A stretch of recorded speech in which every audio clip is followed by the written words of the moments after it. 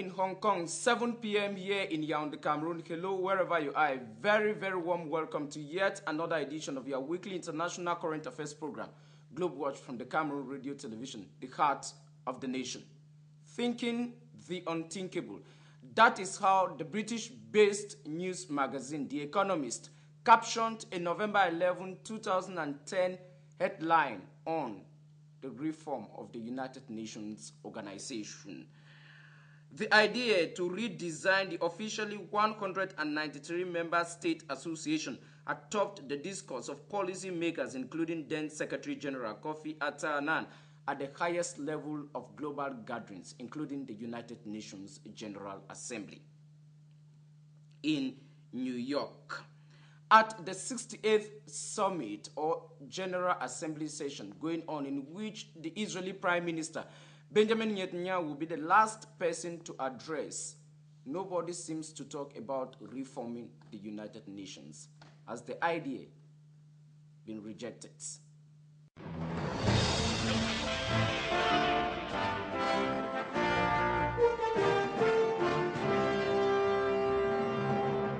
My guest today on Globewatch is political scientist Dr. Sufru NOBERT. Doctor, thanks very much for joining us on the program today. Thank you, Charles. Consistently, for the past 6 years or so, each General Assembly session, be it at the G20, G8, or other gatherings, there has been so much talk about reforming the United Nations. When you follow the last or the ongoing session, nobody seems to talk about it. Has the idea been smashed and thrown in the trash can? It is very early to say that the idea of reforming the UN is over or has been thrown away. This is simply because reforming the United Nations did not start today. Right from its creation, remember it was created in October 1945. Since then, some nations never wanted it to go operational. The challenge to the United Nations began even within the United States, where a group of activists came up to say that the United States should leave the United Nations. And going down, we noticed that someone like General de Gaulle refuted or rejected the idea of the United Nations, preferring rather to get into intergovernmental defensive alliance, as it was the case some centuries back. You know the kind of the reform we are talking here. You and I know, plus our audience, we are talking about reforming the United Nations Security Council, which today has 5 members. And Barack Obama backed the idea of giving India a permanent seat to the dislike of China. But today it seems as if nobody wants to talk about it in nearly all the global gatherings as the General Assembly meeting is going on. Are there more other pressing issues around the world which override reforming the United Nations? Of course there are. You know, the recent crisis in Syria and the opening up of Hassan Rouhani, the Iranian president, has overridden the priority of reforming the Security Council of the UN. But efforts towards that have been tabled before by countries like Germany, Japan, and of course India you are talking about. Even Brazil attempted at one point to see into it that she has a permanent seat at the Security Council. But one thing is important to note in mind is that the difference between the United States, Russia, and other members of the Security Council is what is the fundamental problem of attributing other permanent seats to other member states of the United Nations. There is a serious need for a consensus at the level of the Security Council, because bringing in another member may lead to clash of interest among other members. The United States may back up the candidacy of India, but what about other Security Council members? So that clash of interest makes it very, very difficult, to my point of view, for them to arrive at a consensus. Which part of the world is very uncomfortable with the decreasing idea of reforming the United Nations? Africa, Asia, or Latin America? Which part of the world is more very uncomfortable with that. Nobody talks about the idea again. It's very difficult to target a particular part of the world. But one thing I would like to tell you is that developing nations in general have not been well treated by the United Nations. If you take, for example, the headquarters of the close to 17 specialized institutions, all of them are based in developed countries, strategic ones based in the US. Why can they not bring some in Africa, for instance? Okay? In South America, for instance.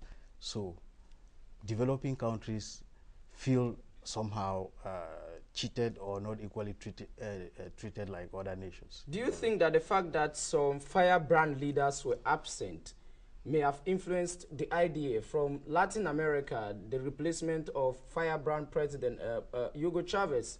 Nicolas Maduro did not make it to the United Nations. The others have died, who used to be so hard on the U.S. and many other countries calling on reforming the United Nations, even Robert Mugabe. Do you think that the absence of some of these key leaders who used to call for reforming the United Nations may have contributed? For example, Hugo Chavez of Venezuela. Yes, their absence definitely must have contributed to weaken the strength, to weaken the lobby process for a permanent seat in the Security Council, for the simple reason that if you take a country like Brazil, I'll come back to Brazil. Brazil, the former president used to be very active in the United Nations. Lula da Silva. That is it. Lula da Silva used to be very active. If you come down to Africa, Mugabe, you've said, used to be very active. That is why somehow, somewhere, they are trying to see the United Nations as a discredited organization because it gives more favor to other powers and then leave others just like that.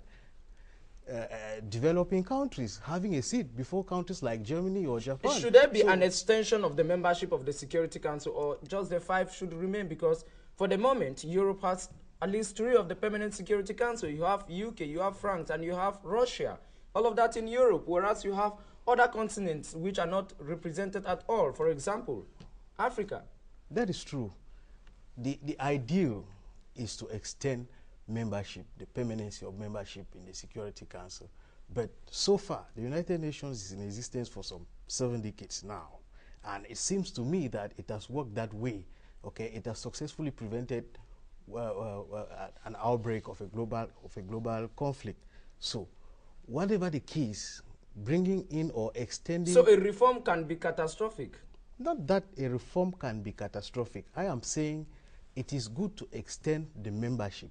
But practically, what is the problem? What is the problem? The problem is at the level of clash of interests.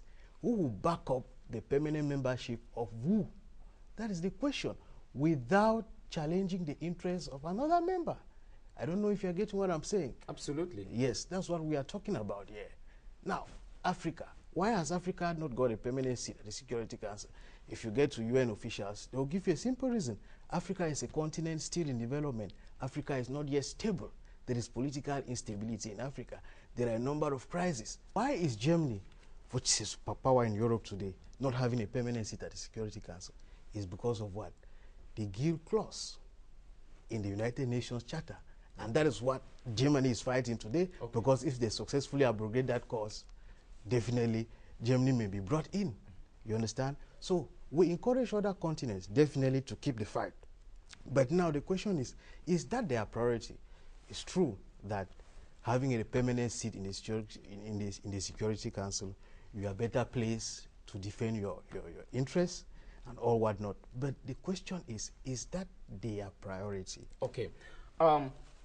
One of the specificities of the ongoing General Assembly meeting is the change of tone between American and Iranian leaders. For the very first time, we had an Iranian president acknowledging the Holocaust. For the very, very first time, we had an Iranian president saying that having nuclear armaments runs contrary to Islamic ethics and beliefs. How should we understand this rapprochement at the United Nations of an Iranian leader?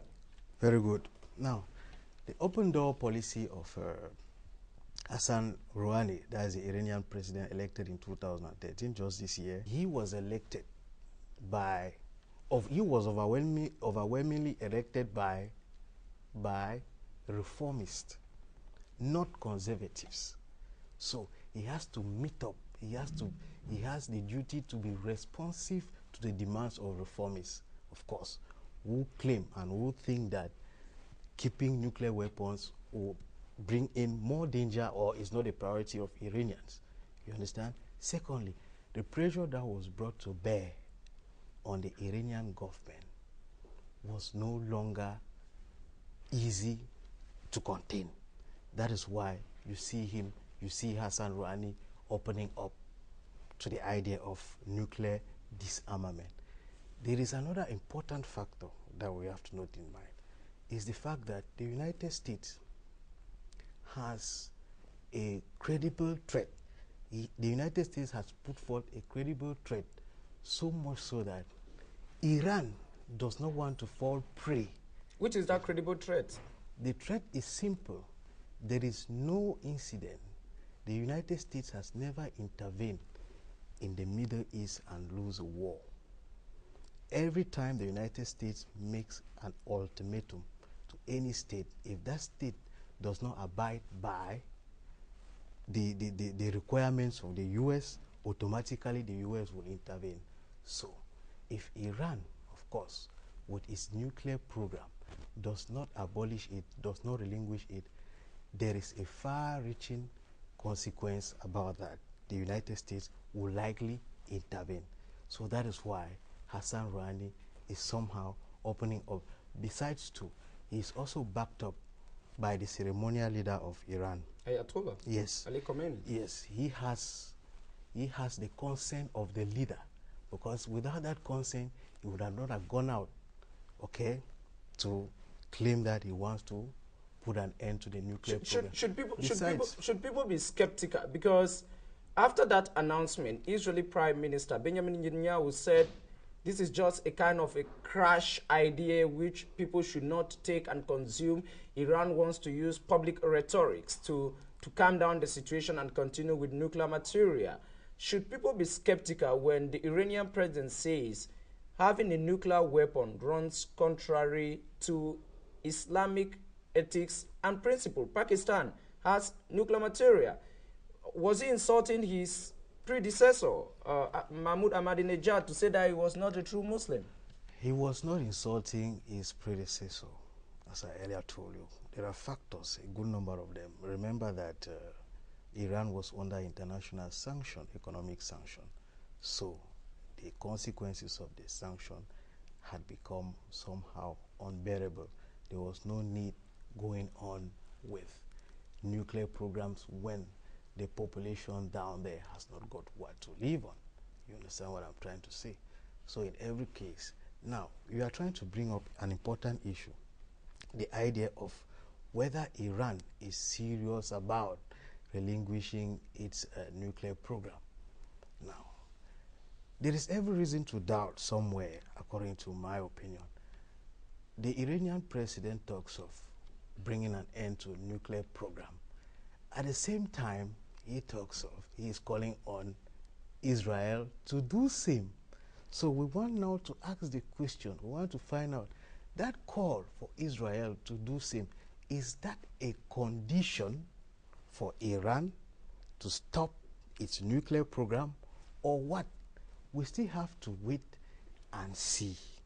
If that is a condition, then it will be very difficult to see Iran actually stop its nuclear program.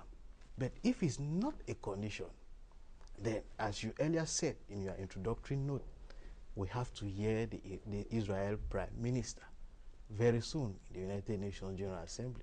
We'll get what you have to say concerning the call of Iran.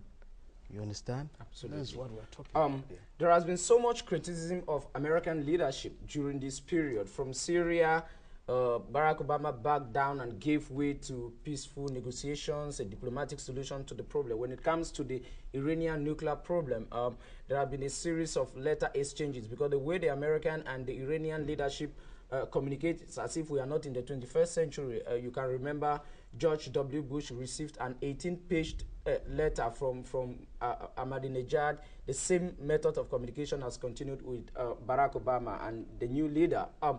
When you see the way the American leadership is managing the situation, some of my criticisms say that Barack Obama's foreign policy is a blessing to America's enemies when you look at the way things are going now, especially at the UN. Is that true? Well, you are a political scientist. Good. Americans are very cautious about what states do. You understand what I'm trying to say? That is what history has always taught us.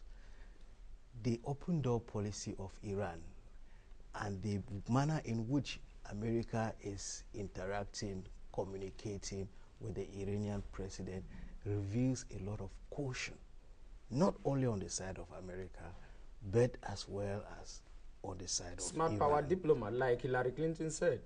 Perhaps you can take it from that dimension. You can take it that way. But whatever the case, there is a problem that is coming up. America is about to support Iran in its effort to relinquish nuclear weapons. Now, what will Israel perceive of this American new move towards Iran? It will mean Israeli dismantling of their own nuclear material, which they have never accepted publicly. That is why I asked the question, is Barack Obama's foreign policy a blessing to America's enemies? Because if she accepts that Iran should dismantle a nuclear material and Iran accepts, because the next condition will be, okay, your child and grandfather or your Siamese twins brother, Israel, should do the same. And America will be in a dilemma. Is Barack Obama's foreign policy a blessing to America's enemies? Yes or no? You cannot answer by yes or no. Somebody who is an enemy today can be your friend tomorrow. Okay. Someone who is your friend today can be your enemy tomorrow. So you cannot answer by yes or no. But I'll come back to what I earlier told you. Barack Obama is adopting a cautious policy. We cannot claim outright that it is a blessing to America's enemies. Who are the enemies? Is it the wrong thing to try to turn your enemies your friends? I don't think it's wrong. Even if you might be creating conflict with another enemy, but there is another, with another friend, with a former friend, there is another way you can go about it to see how you can resolve. What is priority for Americans now is to see Iran dismantle its nuclear plant. That is the priority of America. Nothing is being said about Israel. We don't know what will happen. But let's just wait and see. The Americans will have another way, because what matters for America is security around that region. And Iran has seen quite well that if she doesn't abide by the request of the West over disarmament, it is exposed to insecurity. It will be very easy for Americans. Imagine a situation where the Americans had to intervene militarily in Syria. Of course, Iran will never be at peace. Iran will not be at peace. They can even get through Iran to get to America. Imagine the number of refugees that will move from Iran, from Syria to Iran. So you begin to understand, Iran is really under pressure. If you see her adopting an open door policy, it is because she is no longer able somewhere, somehow, to bear the pressure. It means that President Rouhani is a weak leader, because Ahmadinejad sustained that for about close to 10 years and the nation never collapsed. He succeeded. You know that the Iranian Strait of Hormuz controls about 10% of global oil transaction, and if they close that, all the Western countries will be frozen when it comes to energy.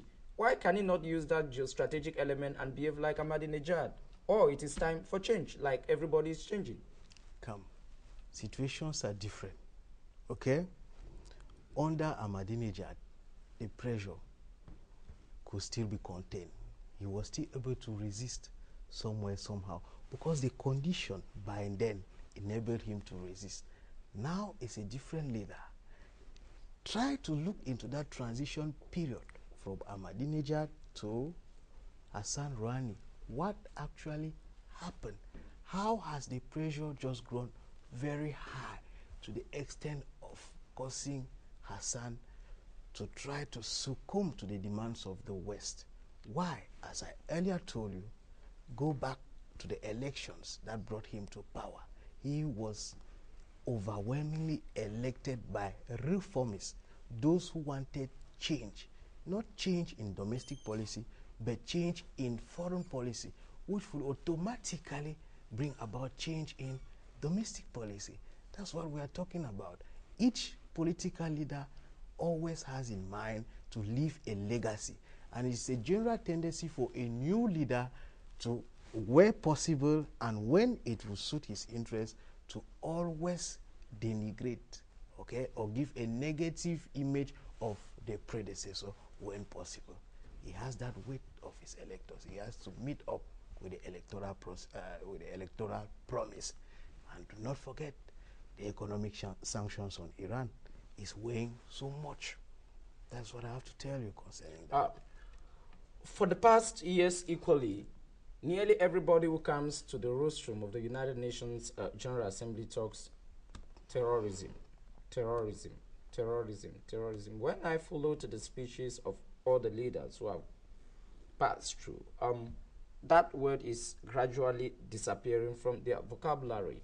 It's no longer a threat to security in the world today.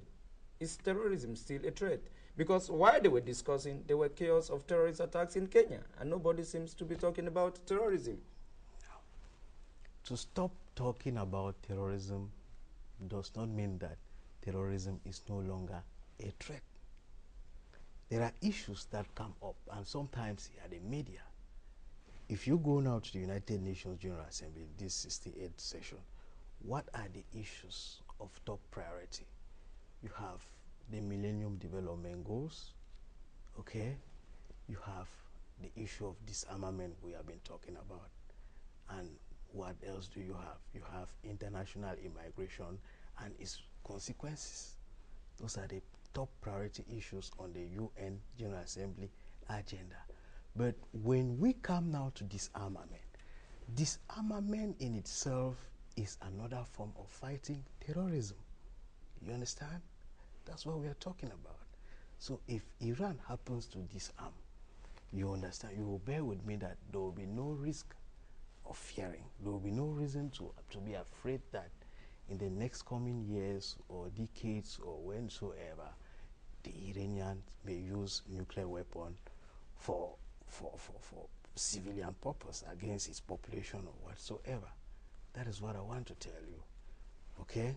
So you were talking about Millennium Development Goals. Can you remind our audience what was discussed during the United Nations General Assembly meeting 1 year to the Millennium Development Goals, 1 year plus 3 months?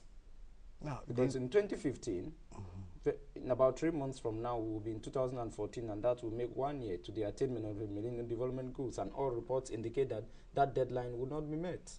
Definitely. The Millennium Development Goal was set up in the UN agenda last year by resolution, I think, resolution 66/241.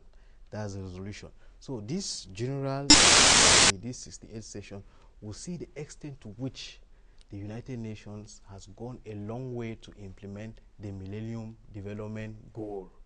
And if I want to say something again, is that the issue of insisting on the Millennium Development Goal is also a way of seeing how far the UN can go to fight international terrorism.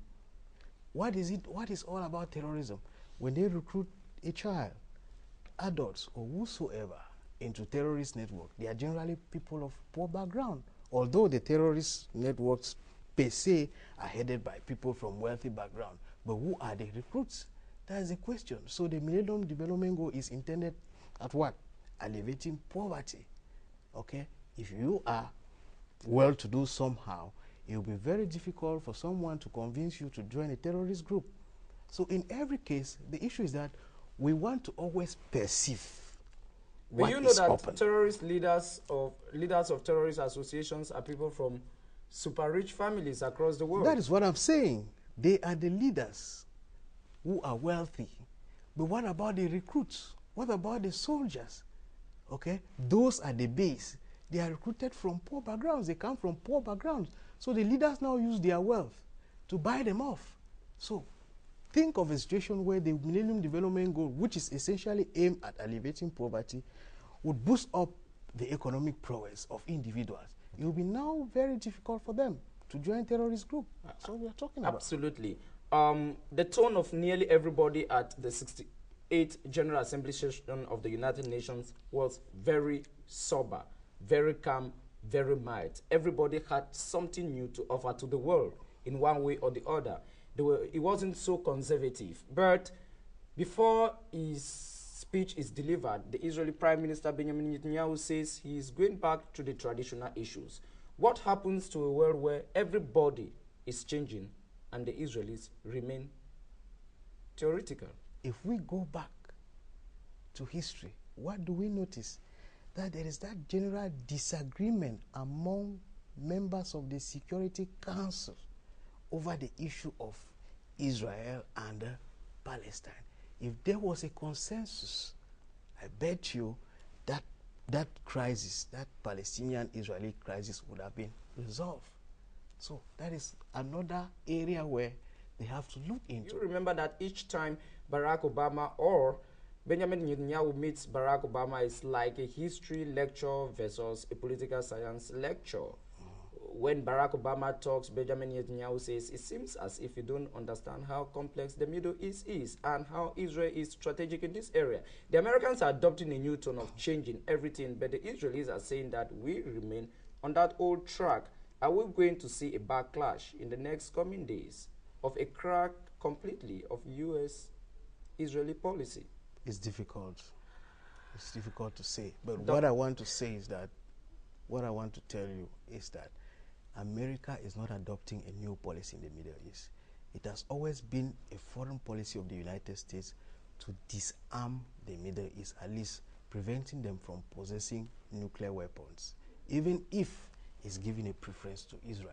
Israel is a strategic partner of the U.S. So it's very difficult to think of the U.S. one day getting into conflict with Israel. I mean, in tone, the tone is changing. The tone is not changing. I don't know what change we are talking about. The Americans have never supported the Iranians to keep nuclear weapons. But they are supporting the Israelis to keep theirs. They might have, and that is tradition. It somehow contradicts what you're saying, because it's the tradition of America to support Israel to keep nuclear weapons and not Iran. Remember, that should be discrimination. It may be discrimination, but positive. Okay. I would like us to end at this particular level. Dr. Norbert Sufru, thanks very much for accepting to be guest on our program today. Don't thank me. It's my pleasure. Whenever possible, I'll make it up. Ladies and gentlemen, this Monday, Cameroonians go to the poll to choose their municipal councillors and MPs at the National Assembly. On behalf of the entire production crew, I'm Charles Ebune in Yaoundé.